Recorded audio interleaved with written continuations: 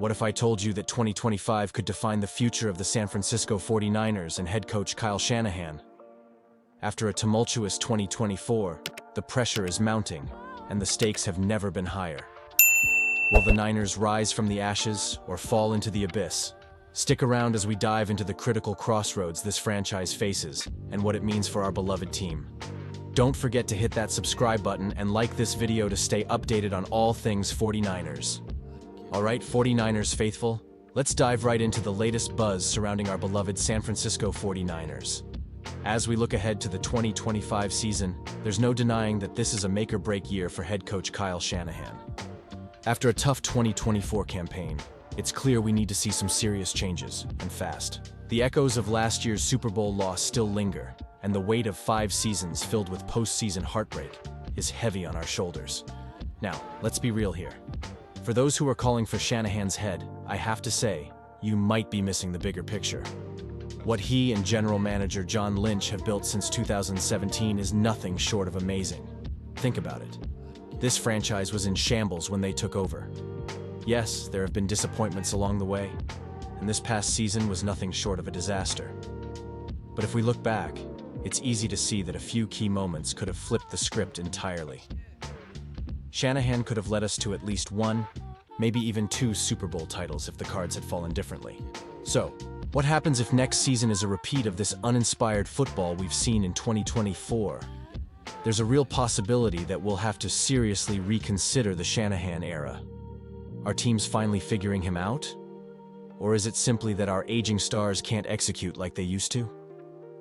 I can't help but think back to Andy Reid's exit from Philadelphia. He had a successful run, but without that elusive Super Bowl win, it felt like the right time for a change. I just hope we don't end up in a similar situation with Shanahan. Now, let's not forget that 2024 might just be an anomaly. If a few things had gone differently, we could easily have been looking at a 10-4 record right now and a shot at the NFC West title. That's not to say we don't have serious issues on both sides of the ball, because we do. But it shows that our roster still has the talent to compete, even in a down year. Remember the 2020 season? Shanahan faced a mountain of challenges after a brutal start, yet he managed to turn things around. We made it to the NFC Championship game after starting 3-5. The question is, can the 49ers muster that same fight next year? We saw the Devondre Campbell situation unravel, but it felt like a singular incident rather than a sign that Shanahan has lost the locker room. But I have to ask, do our veteran leaders still have the hunger to push through? This is the crux of the matter heading into 2025. It's definitely a pivotal season for Shanahan and this team. The stakes have never been higher, and it's going to take a collective effort to prove that we can still rise above the disappointments of the past. As a passionate fan, I can't help but feel a mix of excitement and anxiety about what's to come. So, what do you think? Was the decision to stick with Shanahan the right call? I'm honestly torn. On one hand, I see the potential he has to turn things around, but on the other, the pressure is mounting. I want to hear your thoughts on this. What are your expectations for next season? Are you feeling optimistic, or are you worried about what lies ahead? Let's start that conversation in the comments below. Jerry Rice recently weighed in on the future of Brock Purdy, the San Francisco 49ers young quarterback, as he approaches a crucial contract negotiation period.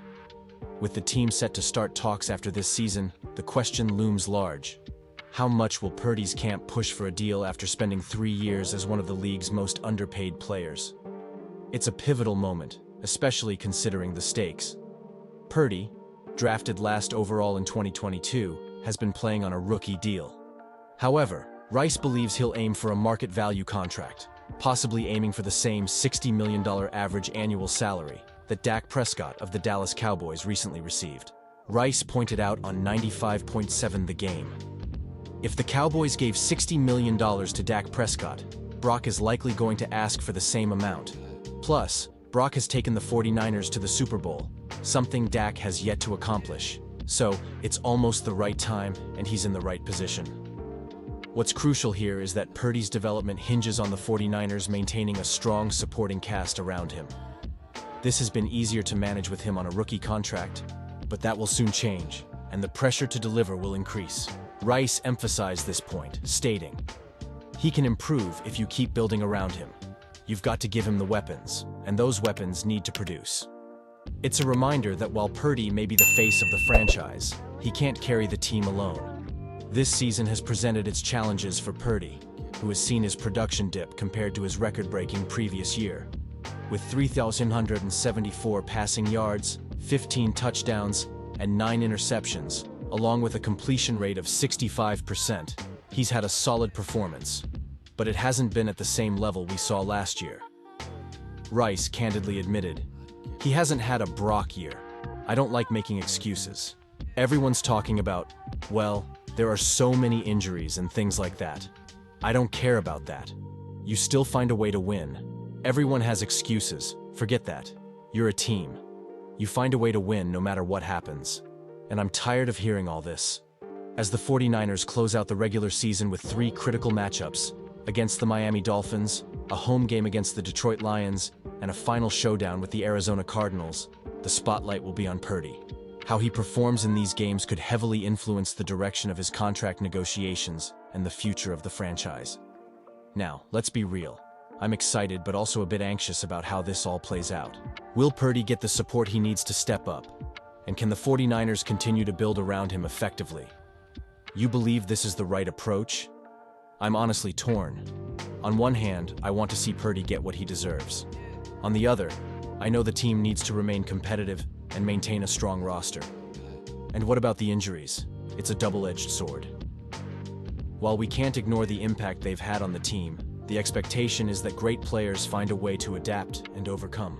If Purdy can rise to the occasion in these final games, it could set the tone for the negotiations to come.